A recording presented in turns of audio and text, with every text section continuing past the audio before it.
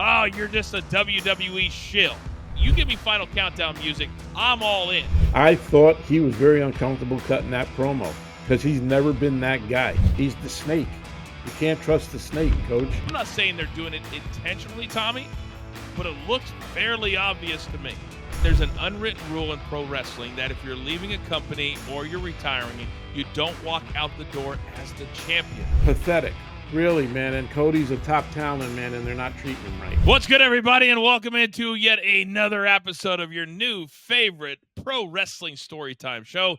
We like to call it Behind the Turnbuckle, hashtag BTT, where every single week, it doesn't matter the company, we will talk about the good, the bad, and the ugly over 45 years of experience inside of the WWE. I am the coach. He is my partner, Big Tommy C. Tommy, hello, sir. How are you, Mr. Coach? We have a lot to talk about, and I'm ready to go, man. I know you are. Before we get started, I do want to give a special shout out to our incredible live audience. This past Monday night, the last word, we had the largest live audience we've ever had for any show we've ever done. It tells me two things. A, we're growing. B, they're enjoying it. And C, that they like the live show after Monday Night Raw. Yep. And that was actually three things instead of two, but you get my point. Also, a little bit later in the show, we're going to announce our brand new first partnership that we have done. We'll talk about that in about 5 or 10 minutes. Super excited as we're going to start incorporating a little bit of wrestling betting into the show and into our universe. But Tommy, I thought we'd start a little bit different this week, because when we get quoted on all these websites and all these AEW marks go, oh, you're just a WWE shill. Not the case at all. We talk about what is the most popular thing going on right now. And last week at All In, Wembley Stadium, it looked great, had a good energy to it. And the way the show ended with Brian Danielson winning the title and over Swerve, and with the Final Countdown music, you give me Final Countdown music, I'm all in. Kids come in the ring, the wife comes in the ring, the blood on the face. To me, that is what pro wrestling is truly all about. It's about moments and building to those moments, and I thought they did it very, very well for the main event at AEW All In. Coach, that was a great match. It was a great entrance by Brian Danielson using the Final Countdown. Swerve Strickland is a phenomenal athlete. Man, that match was a banger. They told great stories in the ring, and the best part of that match, they didn't stay in a hole long. They kept moving and doing other stuff like, the rest holes are there. They didn't do that, Coach. They worked their rear ends off, and they did spots in that ring I'd never even seen before. And I got to tell you, man, WWE missed the boat on Swerve, man, because that kid can work in the ring. He sold like anything for Bryan, and Bryan sold for him. It was a great match from pillar to post, man. I would really enjoy the match. That match could have went an hour, and I would have sat there and watched it, because they told a story in the ring going back and forth. You didn't know. At one time, was Daniel going to tap out? Was Swerve going to tap out? Going over, he dragged Bryan over to the family over there. Look at this. You want me to do this to your father and your husband? Like, that's good shit, dude. That's how you tell stories. And they did it the right way. And I really enjoyed it. Yeah, Vince always used to teach us, and Vince Russo also talked about it here on BTT, that the more reality-based that you can make a storyline and or a match, the more believable it's going to be for the fan base. There were people crying at the end of that match when he was in the ring with the confetti falling down.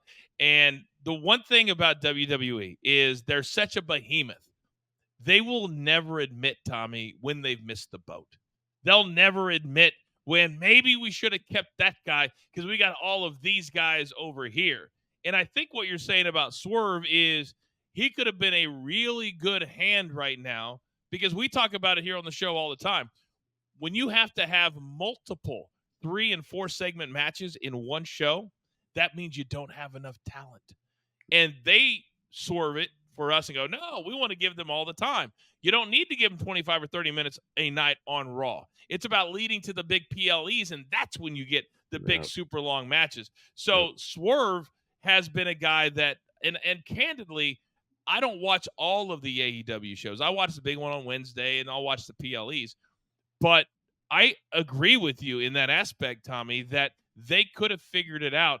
And also, there's been an underlying race issue going on that WWE just let MVP go, Bobby Lashley go, Shelton Benjamin go. A group that was over like Rover. And now Mhm. you've got another black wrestler in AEW that is at the top of the game. And I'm not saying they're doing it intentionally, Tommy, but it looks fairly obvious to me. It looks obvious, Coach, and he carried the title Mm-hmm. in a great way. I mean, the way Swerve carried that championship, he faced anybody. He would go against anybody. He can cut a promo in the ring. I really don't think he needs that manager so much, but Yeah. that's another story. But man, the kid can work in the ring, and boy, he really sold for Brian Danielson. I gave him a lot of credit, man. You know, guys, young guys like that had the title, then you're going to find out you're going to lose to an older guy. You're kind of pissed off about it. But man, they worked really well in that ring, and they told a great story, man. And I really think they got a lot there with Swerve in the future with him, man. I just hope they don't screw it up. So we've got to now spin it forward because it was title against career, Tommy. So Brian Danielson has been, in my opinion, working on borrowed time. He had the Mm. broken neck. He was out of the business. Then he came back, got cleared.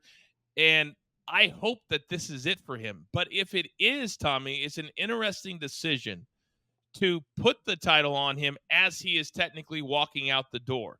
Do you think that was the last match for Brian Danielson? Well, the way he made it sound in his press conference with his daughter in his lap, it does sound like it, but you never know. He said he's going to have an announcement on Dynamite this week. So by the time this show airs, we're going to know what the deal is with Bryan. So we'll see. I would think, if you're just going to give him this to have him go away and then retire as the champ, and then they're going to have a tournament or whatever, I don't agree with that at all. Mm-hmm. So, I thought actually Swerve was gonna win the match. I thought they Yeah. should have kept the title on Swerve, but that's my thinking. So, we'll see what happens. He says one thing and then another thing can happen. So, it's very unpredictable at this point right now. And we also know that he's an old school type of guy. And there's an unwritten rule in pro wrestling that if you're leaving a company or you're retiring, you don't walk out the door as the champion. Right. Famously, Bret Hart knocked Vince McMahon out because of the screw job in Montreal because he refused to drop the strap when he was leaving to go to WCW. Yep. And that's just kind of an unwritten rule. Yep. And for Brian Danielson, who is clearly the number one brains next to Tony Khan, and he's kind of like the Triple H, Tommy, of AEW. He calls the shots, and Yep. he's super smart. Even if he retires, I still believe he'll be around backstage. He'll be the head booker. He'll be the guy. But I'm a little surprised if that's the case. Aren't you, that he would, being an old school guy, do that to that company? Yeah, it's really strange to me. A lot of people seem to think that if he does retire, that he's going to come back to WWE so they can put him in the Hall of Fame. That's a lot of rumors I've seen and heard and stuff like that. So, at reputable sources, not anybody that these. But why would he need to do that, Tommy? Why would he I, have to leave I AEW don't to know. go into the Maybe Hall of Fame? I don't know. Maybe that's something he wants, or Triple H wants him back. I don't know. I'm not sure if he would come back, but that's what the thing is. That if he leaves, it leaves the door open for him to come back to WWE. Yeah, So I guess that's true. And speaking of going the other way, also at AEW All In, they debuted Ricochet, who, if you like highly athletic spots, that's who Ricochet has always been. I believe part of the reason he didn't make it in the WWE to the levels that a lot of people thought he would, Tommy, is because when you have Triple H, who's the head guy. And Triple H was always, his style was always storytelling. It was always hardcore, not hardcore, but hard matches that you really sell, the hair and all that. That was not Ricochet's style. It's high spot after high spot after high spot. And I think that for at least Triple H, and he's the end all be all, he just doesn't like that style on a major superstar. Do you agree with that? I agree totally, Coach. And Tony Khan is the complete opposite. He loves high spots. Look at Will Ospreay. Everything that Will does is a friggin' high spot. It's a flip, it's a turn, it's over the top rope, it's this and that. Tony loves that stuff. So, and they have another guy named Hologram or whatever his name is. He's on Saturday nights. He does the same exact thing, which everybody thought he has a mask, and everybody thought it was Ricochet. And I'm like, no way, Ricochet. He had tattoos and everything, and Ricochet is right in that realm. But I think they introduced him at this casino gauntlet match as a surprise. I loved it. He did his high spots, and then he friggin' disappeared. I didn't see him the rest of the match, Coach. So what are you doing to him then? Like, you bring him in and you do he should have been at least in the finish of the match. He was nowhere near it. He I should don't have won understand. the damn match, Yeah, Tommy. It's yeah, sometimes people outthink themselves, and everybody knows how close I've been with Christian. I rode with Christian for 3 years in the car with Hurricane helms, but probably if you're putting a lie detector on Christian, who's over 50 years of age, he would probably tell you, "I'm a hand. I'm here to get other talent over." And if that's what your role is, why would you put him as the winner of that gauntlet match? What does it do for Christian's career is what is my question. And the answer is it does nothing. But nope, what could it have done for Ricochet's debut and his status within the company when you're coming in from the WWE? yep, A lot. A yes, lot, yeah, right? yep, A lot. It's just it's the booking and why AEW marks get so mad at me and Eric Bischoff and probably to a lesser extent you, because I've been kind of out there, is they go, "Oh, you're just taking shots." No, we're criticizing and giving our opinions on the way they book things. And yeah. this was the easiest booking, Tommy, of all time. Of all time. And they Yep. screwed it up. Yep, They screwed it up. it puts Ricochet back in the pack like he was in WWE. He gets his Thank big you. entrance, he does his 5 minutes of flips, and then I never saw him. I don't even know where he went. He was outside the ring, and for him not to be involved in the finish at all is just friggin' horrible. It's just Horrible. terrible. Horrible. So, So, and I would love a little public service announcement for all you AEW marks out there. If you want to have your opinion respected or even listened to instead of just going on social media and insulting those of us who've had decades in the business, then try to have an opinion that is based off what you see and not just what you like. right. Because if you do that, now people will say, "Okay, I want to hear what you have to say." But when you've got AEW all over the top of your Twitter page and all you do is blast people to say anything negative, then your 58 followers can't respect your opinion at all. At all. Well So the said. so now as we spin it forward, and Tommy, we just gave AEW 10 minutes on the show.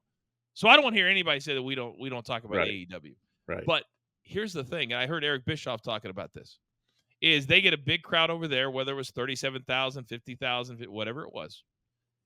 How do you use that momentum of the European shows? Because in Europe, you only get to see these guys once a year, or WWE, it's like 2 or 3 tours a year. Well, no wonder you sell tickets, because if the United States only had 2 or 3 shows a year or tours, of course they would all sell out. So how do you use that to get momentum over here in the States week in and week out and start selling 5, 10, perhaps 15,000 tickets for a show? Personally, Coach, I don't think he cares. I think, internationally, wrestling fans are wrestling fans, right? You see AEW coming a year in advance. You wait for the card, you buy your ticket. You're gonna go because you're a wrestling fan and you want to see Will Ospreay, and you want to see MJF and Swerve and Daniel Bryan and everything. So, but in the States, he doesn't care about his TVs, Coach. He rents out half the arena, like the hard camera side. You know what I mean? The Yeah. hard camera side, there's nobody there. On the other side, they put everybody. That's the way they lay out the arena, Coach. So I don't think he cares. And they had some momentum. I would build packages. I would air packages from that show in the next 3 weeks. The excitement of AEW. Look at this. We got this. We got Superstar. We got guys flipping in the air. They won't do any of that, Coach, because he doesn't care. He doesn't care about Which is attendance. crazy to Ridiculous. me. It's kind of like the Saudis who just have been giving money out for live or whatever, and it's not a business model. A business model is you give money out to get money back. And if that's his thought process, Tommy, and he's just giving out money to not get it back, that's not a business model. And at some point, his dad, who is filthy rich, is Yep. going to say, "Son, we've spent $2 billion in the last 7 years overpaying talent, paying guys top dollar, getting them over here. Edge reportedly makes $5 million a year, and he's 52 years old or whatever. At some point, you've got to say that money needs to come back. Can you imagine Vince or WWE or TKO running a business that way? Whew, whew, whew. And Monday night, by the way, Tommy, remember they put in that little corner on the bottom left how many TV sellouts they've had, how many live event sellouts that they've had? It gets in people's minds. Oh, wait a second. They're coming to Des Moines. I need to get a ticket. Everybody else is going. I need to go too. That's why you care. Yep. And it's, WWE's always done it. It's smart marketing, Coach. You put that little lower third up maybe twice in the show. Hey, man, we're coming to Rhode Island, or where they were Monday night, and I got to see it, man. I got to see what's going on. You never know what's going to happen, right? And you give them that, they give you that anticipation, even in the promos that they roll. We have our winter tour coming up, and they put all these dates up with the TVs. Very smart, and they've always been smart at marketing that stuff. And Tony just needs to take a page out of the old chairman's book here and try to do that. But when you half scale the house to sell tickets, that's telling you right there, I can't sell it out. He blackens out the hard camera side. So it's just ridiculous. And we went through it. I think it was 2001, 2002, after that 3 years of just killer business. Rock leaves to go make movies. And Tommy, we had a run there where I remember in Nashville, we had 2,100 tickets sold, and you would have thought somebody had died. Mm-hmm. It was awful. And they spent the entire day putting up black tarps all over the arena. So then you're just talking to one side. And to ask a talent to talk to an empty side of the arena is one of the hardest things that I've ever had to do, because you're talking to nothing. Right. Nothing. And now WWE didn't have to worry about that, but we call it a cyclical business. Mm-hmm. And if you're not constantly promoting, Tommy, you're letting it slide. Now all of a sudden you come to Des Moines, Iowa, and people are saying, do I need to go watch AEW? I don't need to. They don't care about their live events. Yep. And that can be an issue. Hey, now, look, the TVs we did, if they weren't sold out, Vince would cut the prices in the tickets just to get people in the arena, man. Mm-hmm. So he did anything he could to fill that arena. So that's exactly right. Smart. You got to do that. Yeah. And years ago, and I never like to talk about WCW because Eric Bischoff's one of my best friends, but part of the reason they failed is they stopped doing live events. A lot of those big stars did not like doing live events. When you get to be 45, 50 years old, I promise you don't want to be doing 3 house shows a week and then TV. It wears your body down. So they got millions of dollars, no live events, and then the outpouring of money doesn't match the money that's coming in. Again, don't get into it. I don't know all the ins and the outs. That was his. Love him to death. But you got to do live events. You got to do live events. Mm-hmm. You just have to. Speaking of live events, there was already part of a tour, Tommy, that was over in Germany, and they decided to take Gunther and put him on that tour, but Randy Orton stayed back on Monday night to have a babyface promo all to himself. Before we get to Randy and the old school, no run-in, no physicality, just a babyface promo to promote the match, which I loved. As we talk about Bash in Berlin, SmackDown's going to be, I believe it's the same building, I would imagine, right? Yeah, it's the same building. Arena. Yes, right. Yeah. But now, Tommy, they're going to do a countdown to Berlin, a 2-hour pre-show for now the pay-per-views, which I don't know why 3 hours went away, but now they're always 4, at least 4 hours. So we're talking 6 hours in the middle of the day, asking wrestling fans to watch Bash in Berlin from start to finish. We're doing a live watch along with our premium people, but I'm not going to be here at 11 a.m., Tommy. I promise you that. I agree, Coach. And by the way, you forgot there's a post press conference that airs right after, which is an hour, probably a little 45 minutes to an hour. So imagine all those TV guys, your camera guys, your stage managers, their call time must be like 10 o'clock in the morning. If you're working the pre-show and if you work the pre-show, you're definitely working the PLE. So they don't bring, it's the same TV crew and the same camera guys and stuff like that. They may add a couple of camera guys just for the pre-show, because you can't ask the camera guys who work in the arena to do the pre-show. Do you know what I mean? Right. So it's a long friggin' day. And then when you add on the press conference afterwards, oh my God. But Tommy, it's not a pay-per-view anymore. Explain to me, because back when we used to do this, the whole reason you had that 1 hour before the pay-per-view was to sell the pay-per-view for the last Right. 60 minutes. That was Right. the most important 60 minutes. Yeah. That's not the case anymore. Why are we Nope. doing so much, and why are we doing 4 or 5 hours for these PLEs just to reward guys and the ladies and give them a match that nobody cares about? Right. You're absolutely right. I think it's a Lee Fitting thing. I think since he's taken over, he changed the whole look to the pre-show and everything. And there's lots more packages, which means it puts a lot of pressure on the TV production here back in the studio of just building packages.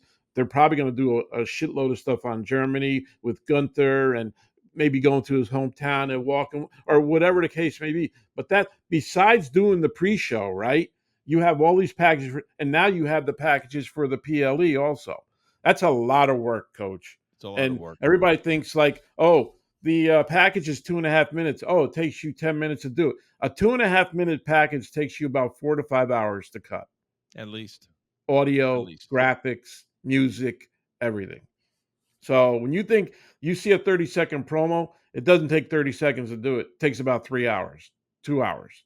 So it's a lot of pressure, and I think that's a Lee thing. He's big on that because look at game day, right? How many hours is game day? Right, 3. The college, Yeah. right? So 3. it comes right from that, Coach. That's what I think it is. Because Kevin Dunn would have never did that. I don't think Kevin would ever did that. I think the hour makes you anticipate. Now we got an hour to go. What's going to happen? Oh, I got to get this pay-per-view. But when you got 2-3 hours beforehand, man, you're just hammering people over the head with it. Like, okay, I've seen enough. You know what I mean? So, well, I don't get it, Coach. I'm with you. I'm with you. The difference between College Game Day and this countdown, Tommy, is that College Game Day is preparing you for 50 games that particular day. And when you're talking about you're talking about 5 matches, 6 matches. That's what we're talking about here. And for people who don't know, Lee Fitting is the new Kevin Dunn. Hardcore wrestling fans, you know who we're talking about. If you're a casual fan watching right now, Lee Fitting basically ran College Game Day with Herb Street and all those guys for 20 years, 25 years. He left ESPN, Herb Street, to kind of tie the knots together. Herb Street was represented by Nick Khan for many, many years. Nick Khan is now the president of the WWE. So when Lee was looking for work, who do they bring in? The guy who was Kirk Herbstreit's boss by Kirk Herbstreit's old agent. There you go. And my guess is that at some point, Nick Khan, Tommy, also represented Joe Tessitore, because Joe Tessitore is a big college football guy that Lee Fitting also worked with. So connect the dots, buddy. That's what you just did. The dots. Yep. So it's a special time in the show, Tommy, because as we continue to grow, and we understand it's one step at a time. But the one thing I thought years ago was just dumb and stupid, I've now changed my opinion on. And that is the fun. And we have Rafael Esparza, who makes these odds for a lot of sports books around the world, and is wrestling betting. And we know the matches are predetermined or it's choreographed, but it doesn't take away from trying to figure out who's going to win a match, what the odds look like, and just discussing it. So we have locked in, Tommy, our very first partnership here at Behind the Turnbuckle. And I am very proud on behalf of all 3 of us, you, me, producer man, and Raphael, to announce that MyBookie.ag is our very first partner. They're going to be amazing. And the fact that they're a global book, Tommy, very different than domestic. They do a lot of fun things. There's going to be a lot of different things we can do with them that we would not be able to do here in the States. And that is wrestling betting. We're going to do a ton of MMA, a lot of fun games and stuff like that. But how excited are you that MyBookie.ag is now a part of what we're doing? It's a Oh man, I'm really speechless because 5 months ago when you called me to try to do this whole thing, and I thought you wanted me as a producer, then you wanted me as on-air talent. I'm like, I don't know if I could do it. 5 months later, we got a sponsor. This Behind the Turnbuckle brand has grown so quick. It's unbelievable. I'm truly humbled by it, and I'm looking forward to our journey moving forward. I think we got a lot of good things to come. I welcome mybookie.com. And it's AG, I'm sorry. And it's a lot. It's an exciting time for BTT. Excuse me, and for all you watching every week, man. I never thought 5 months ago that I'd be sitting here doing this now, and now that we have a sponsor and we're growing by leaps and bounds. I love I it. told you you'd be great at it, Tommy. I told you. Sometimes in life, you've got to get out of your comfort zone. And for 32 years, you were inside the building and everybody asked your advice. Yep, Now, all that advice, all that knowledge you're getting to give out to wrestling fans, and they absolutely love you. They respect you. You've got credibility. And that's why we're able to bring these companies in. So I never appreciate it. underestimate that. I Never appreciate it. underestimate that. So, MyBookie, you're now part of our family. Thank you very much. Now, Tommy, speaking of family, the Rhodes family has been front and center on the AEW side and the Ring of Honor side. A lot of criticism for Dustin Rhodes being a champion with Sammy Guevara, I think Yeah, was his last name. Yeah. yeah. Because he's also over 50. That big 50 number is apparently big. But his brother Cody Rhodes, Tommy, it was just 4 months ago that he was on top of the world. And he finished a 2-year storyline. And if they just look at that, then you should understand how you can make other storylines play out. It doesn't have to be overnight. It was 2 years that he chased the title. And now at Bash in Berlin, you've got him doing a sit down. I just got to make sure that I have this right, Tommy. Yeah, sit down with Corey Graves, with Kevin Owens, whose contract is up in four.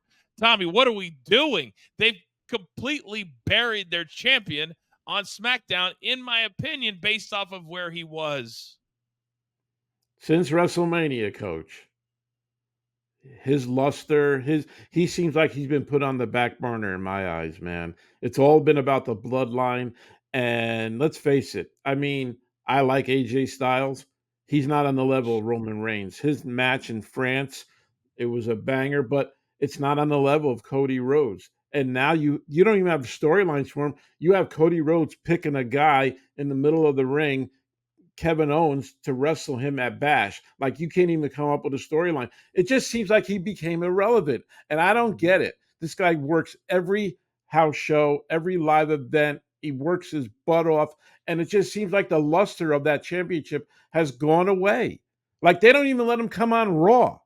Like, come on Raw, make a challenge, do something different. Open it up, guys. Now you got him going against Kevin Owens. We all know Kevin's not going to win this match. Oh my God, are you friggin' kidding me? But it just doesn't look like they're giving him the love that they had for him. Like you said, a 2-year storyline capped off of beating Roman Reigns clean in Philadelphia. He's on top of the world. And months later, he's going against Kevin Owens at Bash in Berlin. Where are we going from there? That's what I want to know, Coach. You know what it feels like to me, Tommy, is because if you watch the documentary that was heavily edited because Rock had creative control. And I think that if you watch that documentary, that there was so much pushback from Cody Rhodes to get what he believed he should have gotten. And I think 95% of people agreed with him. And they believed that it stopped the momentum of the bloodline and what Rock and Roman Reigns created. That's what I think is going on behind the scenes. And Roman Reigns has been off for 3.5 months. He now comes back, and SmackDown is all about the bloodline. You see the videos from these house shows, it's all about the bloodline, which I technically don't disagree with. Right. But Tommy, what was the video they released Monday night on Raw that is part of the countdown show with Cody and Kevin Owens? It's Cody Rhodes basically telling Kevin Owens, who's looking off camera, couldn't even be more disinterested. And he's like, you couldn't jump at the chance to face me? You don't think you have a chance to beat me? Basically, like, he's holding Kevin Owens up in this whole scenario. And behind the scenes, if I was a betting man, Tommy, I would bet things are not as kosher as they should be, because now with Roman back, Paul back, it's all about the bloodline. So to your point, which I agree with, if Randy Orton can go show to show, why can't Cody Rhodes go show to show? Especially when Gunther is already over in Germany and you make the rules. Right. You make the rules. Nobody else does. That's And right. they go, oh, you can't. Am I speaking Spanish, Tommy? Yep. Yeah. I get it, Coach. A great thing would be if Orton cuts the promo and who interrupts him? Cody Rhodes. Hey, man, if you make it by Gunther, how would you like to take a shot at this? There you go. We just built the storyline. There Two you go. guys, families in the business, right? You can go back to the lineage. You could show promos, cut promos of both their families, Dusty, the other Ortons. It, It could lead it all the way up just, to Survivor Series. You could yeah, do it. You could do it Royal Rumble, for God's yep, sake. yep. But Tommy, we come up with this stuff all the time here on the show. And it's not like we sit around and think about it a lot. No, So if you have 12 writers who are in the room, how can they not come up with this stuff, Tommy? no, I mean, and if you're Cody Rhodes, who we love, yep, I would be incredibly frustrated at this point. He's making the millions, and he deservedly so. But now we know that Roman Reigns calls the shots. yep, And this wouldn't be happening if Roman Reigns walked in, would it? And said, hey, guys, don't forget about that guy. yep, That's not happening. yep, Instead, I've got 6 or 7 guys that we can make great television for an extended period of time. And this was what I was worried about. That's why you move him over. You don't have the 2 titles on the 2 different shows. And you say, hey, you know what? For the next 4 weeks, you're going to be a Raw guy. And then when it makes sense, let's move you back to SmackDown. yep. But this whole nonsense of he can't be on that show is stupid. It's just stupid. I would change my character a little if I'm Cody. I'm sick of this crap, man. I'm sick of, doing it. I'm gonna ambush people now. I'm the undisputed champ. Here's my title. Come get it. One of you guys, come get it. Orton, you don't make it come to me, buddy. I want you. Right? Mm-hmm. Instead of saying, oh, Kevin, you think you want to have a match with me at Bash? Oh no, I don't deserve it. And then pathetic. Really, man. And Cody's a top talent, man, and they're not treating him right, man. I don't get it. They're right. But who's to tell him? We know this, Tommy. We saw for decades, you and I. And first it was Vince, and people are giving Triple H a lot of flowers. They're saying how much easier he is to work with, how much more approachable he is. But Tommy, at the end of the day, when you're a mid-level to top talent and you're making really good money, you don't want to rock the boat because you are terrified of losing your spot on TV. Jey Uso, welcome to the party. You're terrified of losing that contract. You're terrified of not being re-signed at the financial level, and that's what it boils down to. And I don't care what any of them say. That's what it boils down to. So with that being said, Tommy, Randy Orton, rare is the time on Raw or SmackDown you have a straight guy, you got a guy coming in, gives a straight promo, and then leaves. That's what we had. No physicality, no run-in, no lean into a match. And I felt like he was a little bit nervous because Randy Orton has never been in this position in the 20 years he's been in the WWE, since he was 19 years old. What did you make of his promo?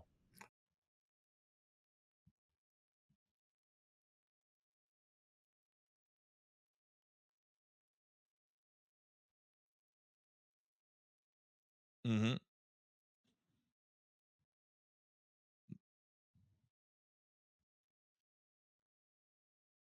I wanted to friggin' cry. I'm like, oh my God, listen to this guy.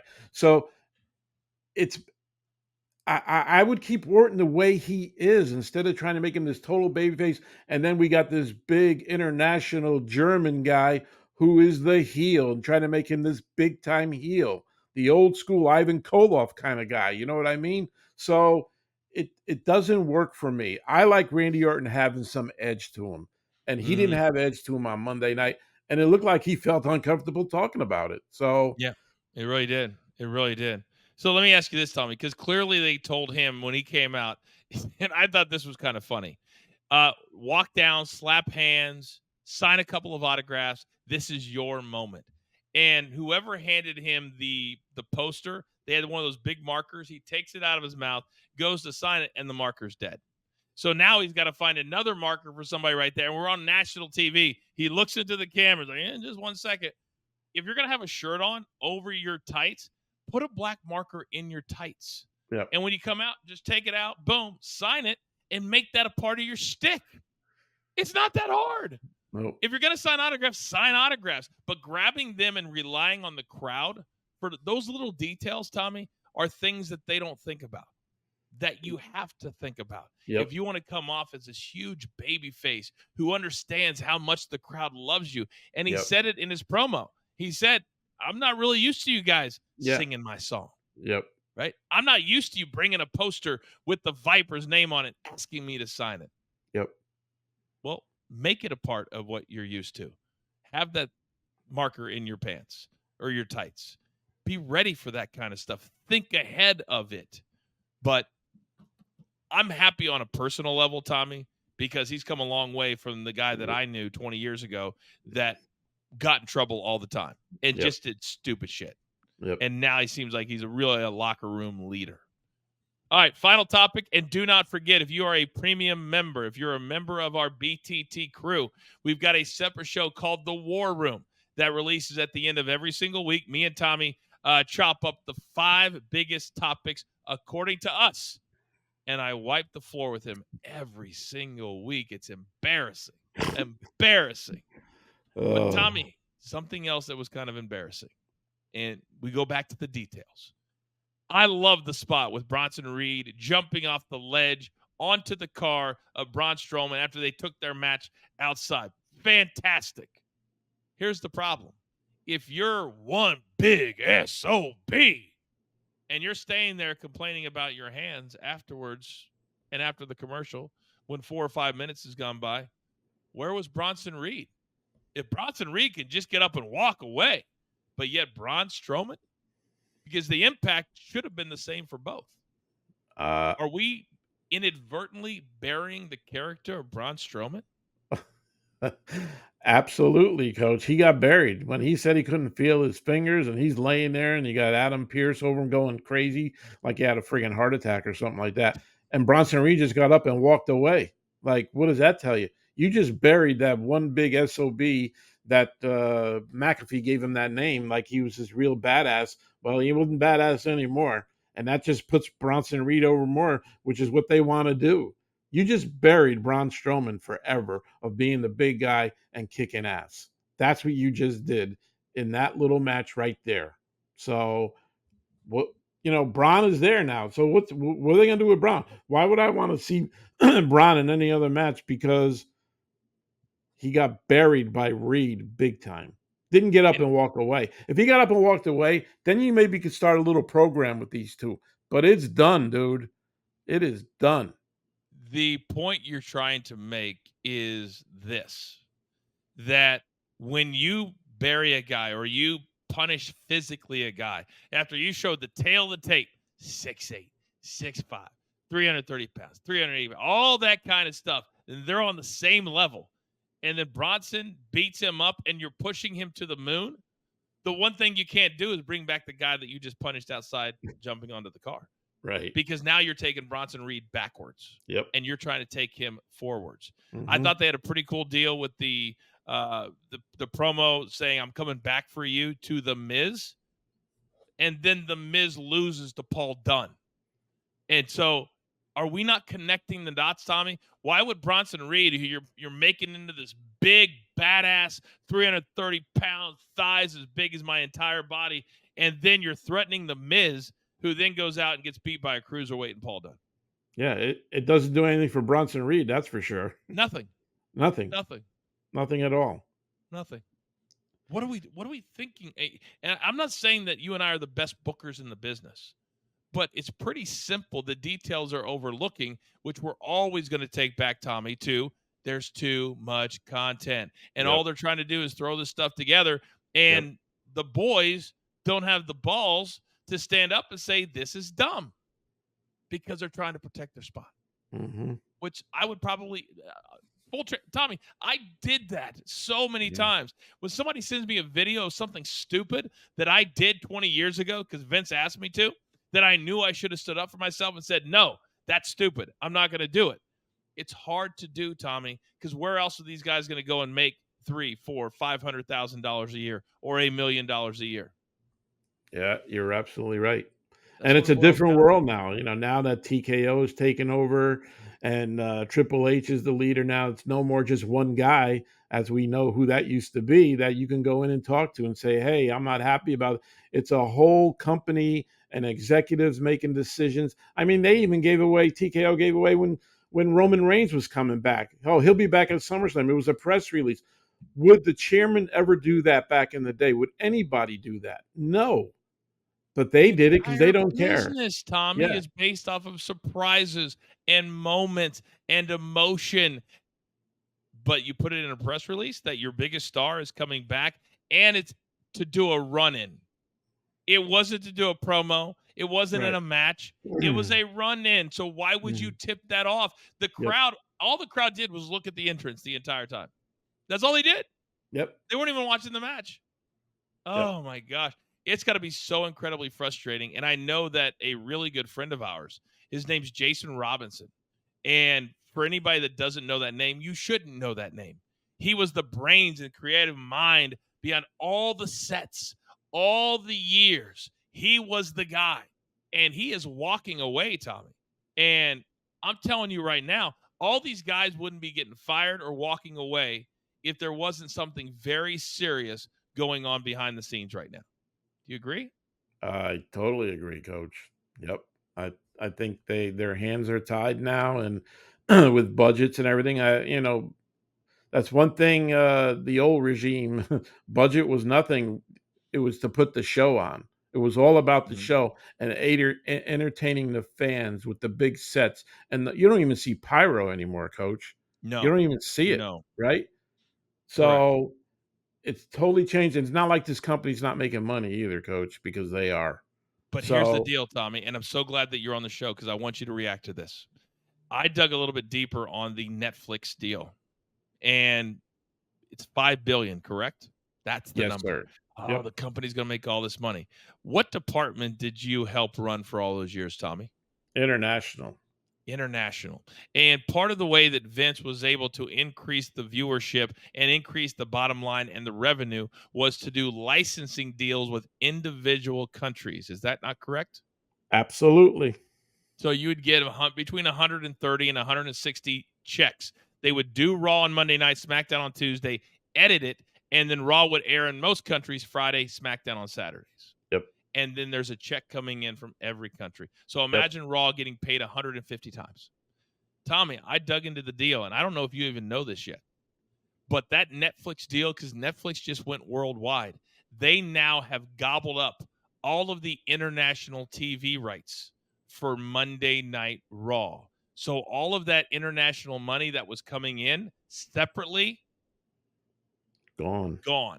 Yep. So the number looks fantastic, when in reality, you're not making that much more than they're making right now because all of those TV networks in all the countries are not going to air Monday Night Raw because you've got to get Netflix to do it. Smart move by Netflix worldwide. What do you make of the fact that the company decided to do that and give them the international rights? It's a bad move, Coach, because when you go to promote a pay-per-view or where they do those big tours and everything, how are you going to do that now? Now, you're not going to put it in a domestic Netflix Raw show. We had our own individual shows there. We had Raw, SmackDown, Bottom Line, and we would promote the hell out of that tour. Excuse me. That's how those tours sold out. The European tour every year, us being on Sky Italia, us being on Sky Sports in the UK, Sky Germany, all over there. We would promote the hell out of the tour coming there. Now you've lost all that. So on a global spectrum, it looks great for Netflix, $5 billion, but you're going to lose every one of those TV contracts because they have the first rights to everything. So you lose a show like Bottom Line. You think Netflix is going to let an ancillary on-camera show, Bottom Line, air in the UK when it's all raw footage? No way. That you can't sell that anymore. So now that show goes away. There's producers that work on that show. What happens to them? What happens to all the versions of Raw that we cut, right? What happens to all of them? They go away. You know why? Because Netflix owns the rights to them, and they don't want that stuff re-airing. And the only place it's going to re-air is on Netflix, and you got to pay for that. So it's a big deal, man. And they just look at it. Nick Khan, these guys look. We're on Netflix. That's where we are. We're the first one to be live on Netflix. That's the picture. But the international picture just got this big, man. And it used to be huge. For years, our UK contract carried that company for a long time, man. When we were down in the dumps, it was our international markets that were carrying that company for a while. A lot of people don't know that. So And ladies very and gentlemen, interesting. the last 60 to 90 seconds, that's why Tommy C is such a big part of BTT. The knowledge behind the scenes that a lot of you don't know about, we want to give it to you. And it's Mhm. not to bash WWE with this Netflix deal, it's to make you understand why things move in a certain way. And when you are a big egomaniac like what TKO has, Tommy, they will never admit this, but part of the reason they bought the WWE is to make up for the debacle that was the UFC purchase. And I don't care what company you're talking about. When you pay 2 million with an M in 2001 and then you fast forward, a good sale would be $1 billion, Yep. maybe 2. That would be amazing. Mhm. But yet the company behind TKO paid $4 billion for a $2 million purchase. And it was maybe the worst deal of all time. They're not going to tell you that because they made the deal. So now they find another cash cow in the WWE. They take these profits and they move them over here to pay off this loan because you overpaid it by probably $3 billion. And that's the truth. Yep. And so that's why all these WWE people are getting fired and they're Yep. walking away because they're penny pinching every single thing because they got to make up for this $4 billion over here. Yep. And they've closed every international office, UK, Have Germany, they really Italy. already? They're all gone, man. They don't have offices anymore over there. We used to have meetings every other week with UK or India or stuff like that. There- There's no more UK office, man. It's closed. Yep. It's going to be interesting to see how Yep. things move forward because as long as there's big business, Tommy, then it covers up a lot of things. And when we started really becoming that $1 billion company, I remember we would turn in receipts for alcohol, food, steak, and lobster. Nobody cared because we were making so much money. Right now, a lot of things are getting glazed over because they're making so much money. But the things that are happening are people are losing their jobs Yep. and they're getting kicked out for no reason. They built that company, the Jason Robinsons of the world, the Steve Yep. Rubins of the world, all Yep. of these guys. Hell, the Kevin Dunns of the world, whether you like him or not, he Yep. helped build what they are. Oh yeah. And Yep. it's interesting to say the least. All right, we're going to end the show right there. Do not forget, we have several different shows every single week under the Behind the Turnbuckle umbrella. This week, we interviewed Chris Van Vliet, who has the #1 wrestling podcast in America, the world, at least in America. We will be releasing our interview shows whenever we do them. So that's kind of, and we'll promote it. You guys will know the easiest way. Subscribe to our channel, turn on your notifications, and every time we do something, you'll be released. So we're not going to force ourselves, Tommy, to do an interview because it takes a lot of time and a lot of effort. Mhm. So we did Maven this week. Can't wait for that to come out. And Chris Van Vliet. So that's our interview show. This is our weekly discussion show. This will be here every week. Then we have the War Room, which is our premium show for premium members, where it's about 20 or 30 minutes. We've got the last word on Monday nights. And then we have our live watch-alongs for the PLEs.